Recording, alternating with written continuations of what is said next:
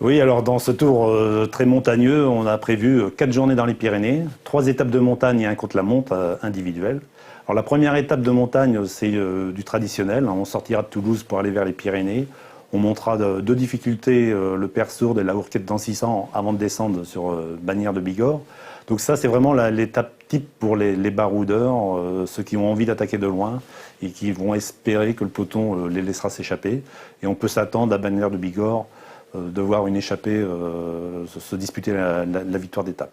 Je ne pense pas que les leaders s'engagent à fond sur cette étape-là, d'autant plus que le lendemain, le 19 juillet, on aura le seul contre-la-montre individuel de ce Tour de France, sur une distance assez courte, 27 km, à Pau. Et donc, je pense que ce rendez-vous-là est déjà dans toute la tête des favoris du Tour de France.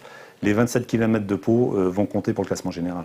Alors le lendemain, la deuxième étape de montagne dans les Pyrénées, avec un format très court, on a 117 km, ce qui est quand même assez court pour des coureurs professionnels. Et là, on aura la première grosse arrivée au sommet, c'est-à-dire l'arrivée au sommet du Tourmalet.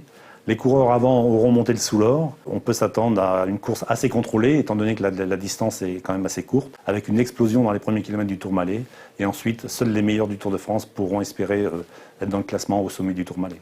La dernière étape des Pyrénées, la quatrième étape dans les Pyrénées, une étape entre Limoux et Foix Prat d'Albi.